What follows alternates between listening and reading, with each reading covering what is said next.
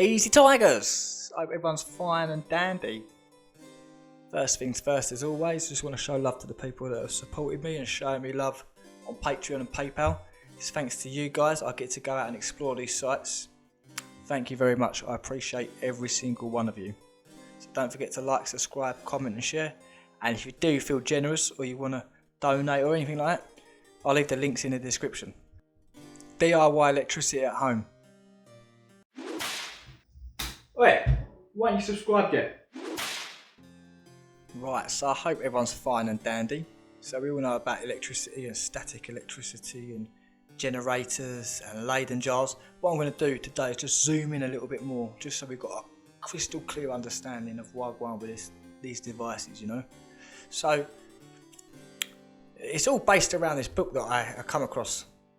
And in this book, it's just full of golden nuggets. I can't believe it. 1857, and they're doing experiments. I was saying this is a kid's book, but to me, this is a teenager book, and it's just full of experiments to do with galvanisation, magnetism, electricity, and it's going to knock your socks off. So out of this, I decided to make my own Leyden jar. I've done the jar. I'm just going to make my Wimshurst generator so I can get the static from that. But anyway, I'm going to read you a few bits from this, and then we're going to look at Leyden jars and what they powered and bits and pieces. And the other great thing about this book is it's just got so much stuff in it. Do you know, back then they called it electricity fluid. Very interesting, hey? So this is the Wimshurst generator. I keep going to call it Wim Hof, but it's the Wimshurst generator. I mean, pause and read this, like, you're more than welcome. I'm even going to put a link to this book after, so people doing their own research can make videos on it. So this is what I made here. I made that, and I'm going to be making the generator underneath. So like I said, we all know about the Leyden jars. So we all know they held static electricity. How did the electricity get in there? And what were they using the electricity for? These are the questions that I was asking. And this is what we're going to work out by the end of this video. So it goes to say the plate electrical machine, formerly the electrical machine was made in the form of a cylinder, but now it consists of a plate. As seen in the engraving, the plate is turned by the handle through the rubber, which diffuses the excitement over the glass.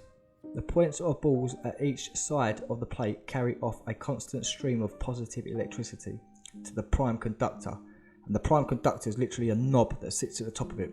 And this is my own research now. And that prime conductor is where you transfer the power from that to the Leyden jars. Right, I'll just throw that one in there so you know. So negative electricity is generated by insulating the conductor to which the cushion is attached and continuing the prime conductor with the ground, so as to carry off the fluid collected from the plate. See what I mean? Fluid, electric fluid, current, flow. See, just that on its own is very interesting. But then it goes to show you other little experiments about getting electrical sparks from the nose and things like that. And then it moves on to the Leyden jar. So let's have a little look at this. So, how to get a jar full of electricity. A most useful piece of electrical apparatus is called the Leyden jar, here represented. It is employed for the purpose of obtaining a quantity of electricity, which may be applied to any substance. It consists of a glass jar coated both inside and without, 4/5 of the way up with tin foil. A knob rises through the wooden top, communicating with the inside of the jar. When it is wished to charge the jar, this knob is applied to the prime conductor of the electrical machine when in action, and a quantity of electricity being given off. The jar will remain charged with it until the connection is made by some good conductor of electricity. Between the knob and the outside tin foil, a piece of brass chain must hang from the stem that carries the knob and connect it with the interior of the jar. You must be having a bubble bath. I'm telling you right now, 270 years ago, you're making electricity at home out of tin foil, wood and glass, and then you're storing it in jars. Where did it go wrong? What happened? Now, if we want power, we have to go and pay for it off the national grid. Like, it's not free, it's not cheap. And another thing is, it's very dangerous, the electricity we've got now, and we have been fed through TV, schools, and all the programming and subliminal programming not to go near electricity. The electrical battery. If several of these jars be united, an enormous quantity of electricity can be collected. But in arranging them, all the interior coating must be made to communicate by a metallic rod, and a similar union must be effected among the exterior coatings. When thus arranged, the whole series may be charged as if they formed but one jar. It's just like a capacitor. It's exactly what they are. Batteries and capacitors, the same thing. For the purpose of making a direct communication between the inner or outer coatings of a jar or battery, by which a discharge is effected, an instrument called a discharge rod is employed. It consists of two bent metallic rods terminating at one end by brass balls and connected at another by a joint which is fixed to the end of the glass handle, and which, acting like a pair of compasses, allows the ball, being separate at certain distances, when opened to the proper degree, one of the balls is made to touch the exterior, causing it to discharge. I know I've said it before, but we're talking 270 years ago, and they're generating power, electricity at home, and they're discharging it. Now we want to look at what were they powering. But before we do that, I just want to look at some other sources of these Leyden jars, just so we can tally them up and see if they're matching. So this was a book from 1857. Now we're going to look at some modern stuff and see what they say about these jars. In 1745, a cheap and convenient source of electric spark was invented by Pieter van Musschenbroek, a physicist and mathematician in Leyden. That's where you get the name from, Leyden jars. Later called the Leyden jar, there you go. The Leyden jar is a simple device that stores static electricity in large amounts. It was the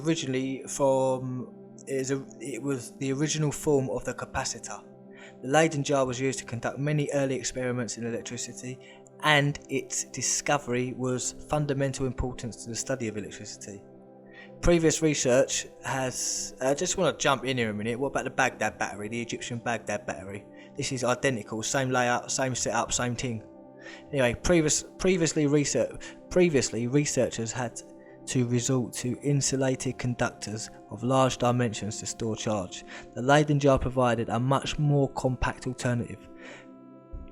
The Leyden jar is a higher voltage device. It is estimated that a maximum the early Leyden jars could be charged to 20,000 to 60,000 volts. The centre rod electrode has a metal ball at the end to prevent leakage of the charge into the air by corona discharge.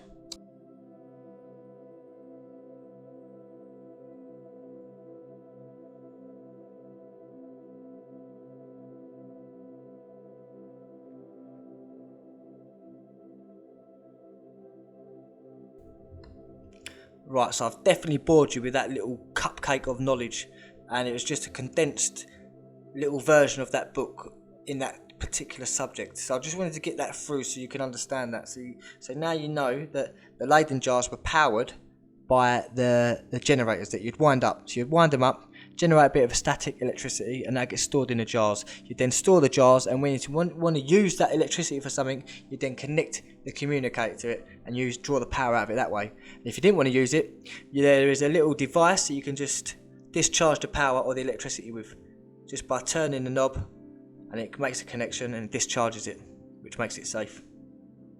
So let's look at these pictures that we've got hold of these ends. So you've got like 6 jars, you've got the balls on the top, and like the one I showed you at the start, these metal rods going down will have a chain touching the tin foil in the jar.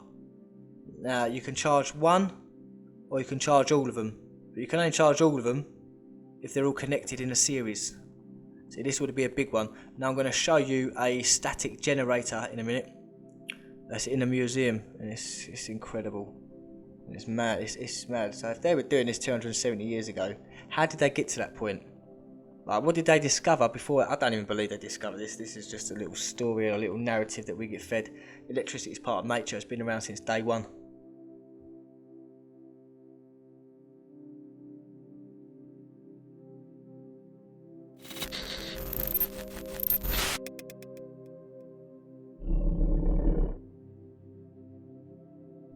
Right, so we looked at Leyden jars. We looked at how to store the electricity inside them. and we've looked at how to make them in 1857. Now let's look at what supplied the power to these devices. Let's zoom in and have a look. So again, you've got another static generator here, and you have plates that spin round, and you can see there's a series of Leyden jars at the bottom. So this would, if you do the mathematics, this would produce a heck of a lot, or sorry, store a heck of a lot of electricity. Now this is one that's in a museum, and when you look at, like, I do a lot of research on old stuff in old buildings, especially urbexes like in France and things like that. You see some of these devices, and another person, Campbell on Autodidactic, done a wicked show about a year and a half ago on like old well tech left in the house. I couldn't believe it. And this is the stuff. Look how it's just made out of like basic stuff. But here you go. You can see the glass, and then you can see the Leyden jars. So it's mental, isn't it? Free energy, literally from the ether, static electricity. You wind up the Wimshurst, and then connect that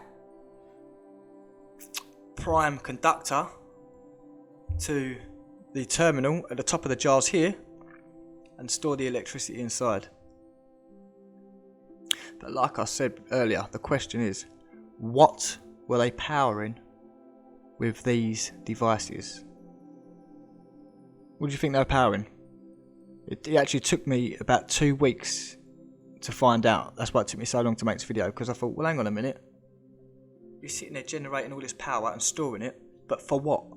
Now the narrative says it's purely just for electrical experiments, but I found other stuff. I found in this book, I found that you can play games with it. You can do kids experiments with it. I'll show you all this stuff. But here, I love pictures like this as well, because it just shows you all the old world tech. And really, how long has this been about? Really, come on. It's incredible, isn't it? Static generators, Leyden jars, look at all this. I mean, what's this little gadget here? And another thing is, I'll get to that later. Just wait for the Brucey bonus, trust me.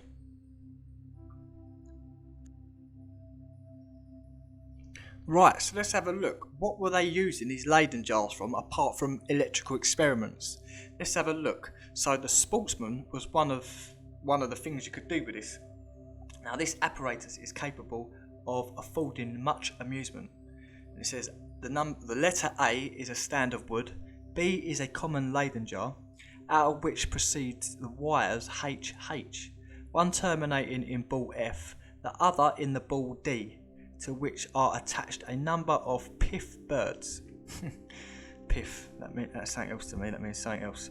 By silken strings, E is a shelf for the birds to rest upon, C is the sportsman, G is his gun.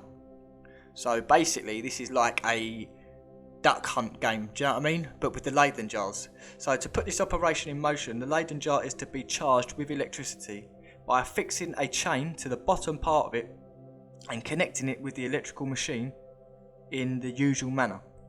So how you'd normally collect the energy or the power, do that, alright? Or by applying it to the prime conductor, which we explained earlier. When the birds fly off the knob to which they are fixed, in consequence of them being repelled, sportsman and the gun be then turned so that the end of his gun shall touch the knob F. The electrical spark will pass from one to the other. A report will be heard, and the birds will fall down as if shot, in consequence of the electricity having been taken from the Leyden jar. There should be a communication between the sportsman and the jar, formed of tin foil or some metal to show that dotted line on the stand.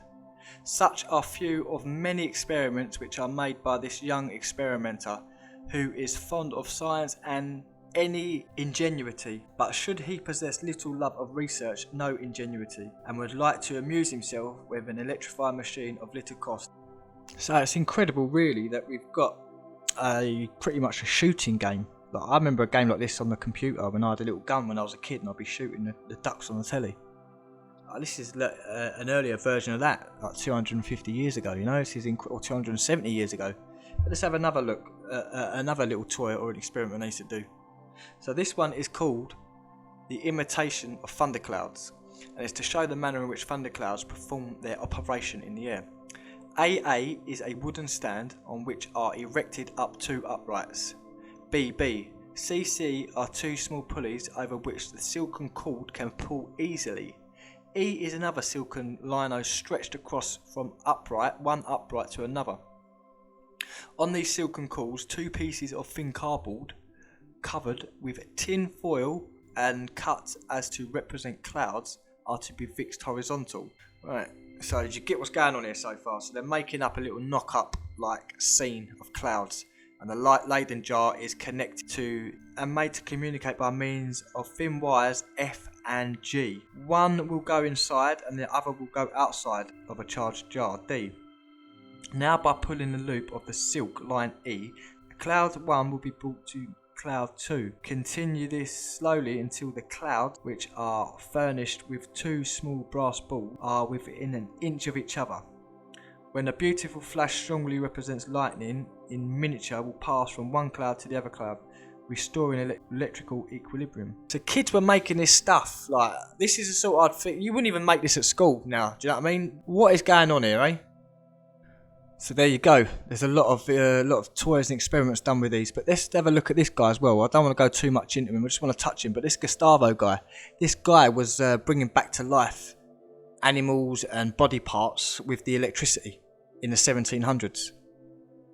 You know, we have been seriously dumbed down through schools and TV and stuff like that. So this is the guy. And another thing this guy was famous for was actually showing people flu at the time, and he is the one that actually showed people on the microscope what flu looked like, basically. So that's why he got famous. And obviously I'm showing you now the electrical experiments he'd done when he started making frogs' legs move. And let's not forget, you've got the pretty famous Frankenstein. That, I think that was based on this guy as well, you know, brought back to life by electricity. But you've got the Leyden jars here, you've got body parts, you've got all sorts of stuff going on. I think there's even another image where he's collecting, let's see, you've got heads here. Oh, God knows what is going on here, eh? But I've got another image where he's collecting energy, here we go, from a rod, a lightning rod. And he's making a circuit here, and you can clearly see it is to put power in this to make legs move. And again, like I said a minute ago, you've got the Frankenstein.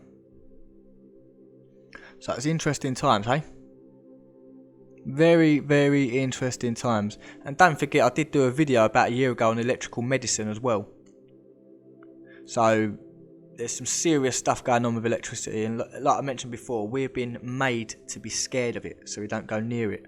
And if you want it, you've got to buy it off the governments. Anyway.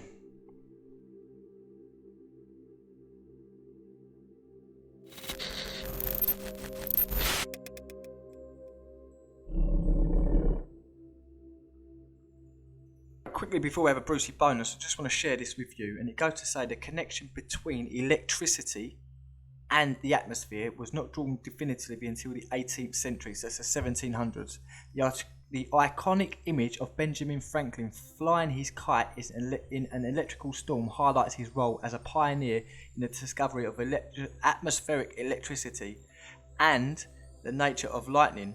In his experiments and observations on electricity, Franklin describes his kite experiment, discusses his work with the Leyden jars, and expresses his idea for the lightning rod.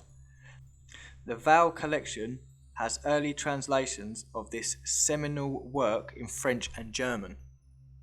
Franklin's invention and advocacy of the lightning rod brought huge benefits to society, as it offered protection from one of nature's most destructive and unpredictable forces. The technology also allowed people to erect tall buildings and build structures on flat open plains, with less fear of the devastation wrought by lightning. In 1874, Italian scientist Marsilio Landriani published an inventory of the lightning rods on private and public buildings in Italy and Europe, including the crucially important rods situated on powder magazines. Obviously, you don't want lightning to hit a magazine, it'll just blow the place up, wouldn't it? But another thing, I'll get to that in a second. Now this is where it gets very juicy, because having witnessed the effectiveness of the technology against lightning, farmers sought a solution to the destructive effects of hail. which is like hailstones from the sky. A device called the paraglee in English as well as in the original French was invented by Alexandre l'Apostle around 1820 and described in the book blah blah blah, a bit of a long name. John Murray cites the device in his 1830s, a treatise on atmospherical electricity. That's in 1830, man. It's like 200 years old nearly. It's crazy, isn't it? And like, we're told this stuff never can't exist and don't exist. Yeah, a guy brought a book out 200 years ago, I digress, and makes the mistaken assertion that the paraglee is intended to disarm the storm clouds of its vengeance by withdrawing its electricity, thus preventing precipitation of hailstones. The formation of hail is an electrical phenomenon. Wonderful though it sounds, the invention unsurprisingly did not work since the hail is caused by thunderstorms with strong updrafts and unstable air mass rather than by electricity. Don't know about that. So let's just have a quick recap because there's been quite a lot of information in this little cupcake of knowledge. So what we've discovered today, or not discovered, we've solidified that we understand how power gets into the Leyden jars. We understand what the Leyden jars were used for, how much charge they had, what games you could play with them. Also looked at what experiments can be done with them, and a little bit of the BS timeline where electricity comes from. This stuff's been around from day one. Now just look at these photos and tell me if these are not electrical components or anything to do with what we've been talking about right now. I mean, this looks very suspect, doesn't it? Very, very suspect. But there's a few pictures. I mean, look, what's going on with this? You know, what is going on with this? It's very strange stuff. It's like they're holding a massive light bulb or something like that. And there's a cable coming from a box underneath it as well. And they're giant and don't look human, by the way. Let me just say that. The humans look like they're holding up the tube or the bulb or whatever it is. I don't know what it is. But it's very peculiar. It does look like an electrical gadget or something like that. So it does look like a light bulb. I mean, look, there's a cable going to this box. And these two little cats, I call them cats, I call people cats, but these two people are holding it up, and that's clearly some sort of giant. And what is inside that? Is that a filament, or is it a snake, or what? But my point is, these are quite old in the pyramids. We don't even got a date to them, but it's very old, but they are depicting electrical stuff on the walls.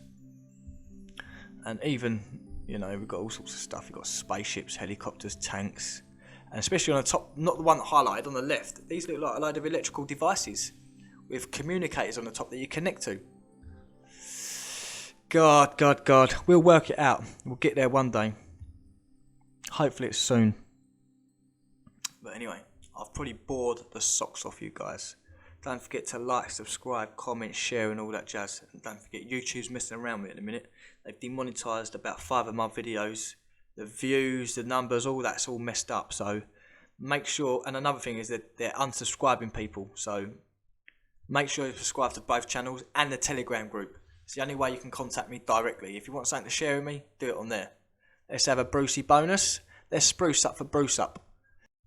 Right, I've mentioned this a few times now because I'm on to something serious and it's getting close. Like I said, I've got an open file on my laptop and I've been collating evidence and stuff of churches, and they were not religiously purposed. They didn't have look at it, it's got nothing religious on it at all whatsoever. The only thing religious on it is the stained glass windows that could be added at any time, or there might be a bit of geopolymer with a date on it saying 1881 or something like that. But the tech's been dismantled. And another thing is, it's going to knock your socks off. It's a Star of David.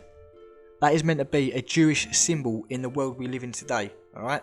But this is not a Jewish symbol, and I'm going to show you what that actually means. I'm not saying it's not a Jewish symbol, but I'm saying another meaning for it. Because this is meant to be a Catholic or a Christian church, and you're not going to have a Jewish symbol. And I found it on a few churches in Southend now. And then it all made sense. This has been derelict for a long time, and I've been trying to get into it for years, but you can't get inside it. And I will show you. It's very peculiar. It's got all these patterns on the side. Like here you can see it's like you've got a cross made of 4. I'll get to that in a minute, right? I'll get to that in a minute. But I managed to look underground, poke my head underground on this little green thing here. I lifted this flap up and went underground a little bit, and I'll show you what I found. It's very interesting stuff. Now I'm telling you, just my opinion, these were water stations or water power stations. Look, so here you got 5-pointed star, here you got the 4-pointed star. So I wonder if that means anything. And then at the top you got a 6-pointed star, which is the Star of David. But I also wanted to look at what the Star of David meant. And you are not going to believe it. You're not going to believe it. So the Star of David is actually a symbol of water and fire put together. Which is ironic, because I'm sitting there saying that these churches are water stations. Now, to back that up, I've been in a local church where I live now. Can you see the Star of David? Which is actually a symbol of fire and water together. Alright, so what is this place? Why is there a chimney in the middle of this church? Fire. Why is there water, which I'm going to show you underneath, pipework coming from underneath? Water. There's nothing on this church that represents anything to do with Christianity or Catholic or religious stuff whatsoever.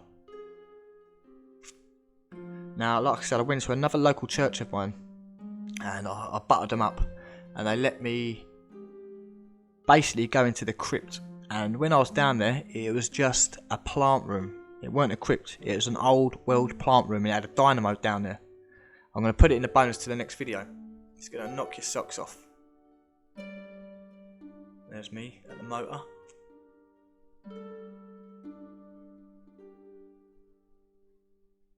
So it's just incredible, isn't it, really? And another thing, let me just point one thing. I'm not saying every church. Now, I call them blue stone churches, but they're grey stone churches. They're the ones that have water. They're the ones that had the Jewish symbols on it, and they've got nothing religious written on them. And some of them have got like these like scary faces around them as well. Here we go. Water power station. Modern alchemy, the hexagram. Let's go. Right, to begin with, this is not the Star of David. Many people will see this in alchemy and think that the hexagram is used to represent all 4 of the basic elements: water, fire, earth and air. The hexagram is the best used in arrays that deal with a wide range of transmutable material. So this is why we're seeing what we call Jewish symbols all over Christian and Catholic churches, because these were power stations and they would generate water, heating, electricity, maybe for people in the area, or people went to them to collect that. Who knows? This is what we're working out. But what I do know is it's not a Jewish symbol. It originally just means the 4 elements of the earth, and this is where you go to get that. So I managed to look underneath here and have a little look, because obviously I can't not have a look, you know. And as you can see, it's quite flooded down there, and there's pipes right at the background. Now these pipes are at least 4 inches thick, and let me tell you something about them. They're not coming from above, they're coming from below, they're coming from underground, because you can see you've got the 2 90-degree bends in there. This is a little valve. I don't know what this could be for. Maybe this is a supply for the church, because that's about 2 inches thick, that pipe. That's sufficient for that church. You don't need 4-inch pipes to feed a church. Maybe a street, yes, but not a church. So in my head there's alarm bells. Why is there pipework underneath the church again? And let me just show you. This green pipe here is 2 inches. This green pipe is something like, basically me and my mate had to go and redo a job that the Maltese government done, which was a metre setup. So this is what we've done in the end. But let me just show you. That green pipe is 2 inches thick, and that fed 20 apartments. Yeah, do you get me? This pipe that my arm is 4 inch. That fed heating system of 100 apartments. Do you get me? I'm just showing you so you see the size of the pipework and what it's fit for. See, this is the pipework under there is too big for a church. Far too big. Now again, pump sets in the background. That's for St Bart's Hospital, and that's on a heating system. Now that pipework is 6 inch. Let me just show you how big the hospital is. It's ginormous. Like, the pipework has to be sufficient. You're not going to make it too big or make it too small. It has to be exactly the right size for what it's being used for. This is St Bart's Hospital. Now you can see the pump sets for 6 inch pipe that run around the whole of the hospital to feed this massive block of a hospital. So this pipe here, what's that feeding? Is that feeding the road? I don't know. Help me out. I'm lost. baffled. But what this is doing is backing up my theory that these grey stone churches were power stations, and I think the red churches were old healing centres, living ones where you go, like monasteries and things like that. I'm building up all the evidence, and I'm going to present it when it gets good enough, when the folder gets big enough. But so far I've got this, and I went to another church earlier, and I've got that information, same as this. They've got all the pipework underground. So these were old stations generating power or water or electricity. So 2 out of 2 churches that I've gone to that are grey stone do have pipework underneath, big enough to supply a street. I digress. We're onto something. I'm onto something massive. It's brilliant. Don't forget to join my Telegram group as well. So if you've come across anything like this, you can send it to me and I'll get it instantly. And that's probably the only place I'm going to reply to you as well, because there's a lot of horrible people on YouTube at the minute. I'm just avoiding all that stuff. Comment, I'll scan the comments, but it'll all be on Telegram. So don't forget to like, subscribe, comment and share and all that jazz. And one love, guys. Ta-da. Ta-da.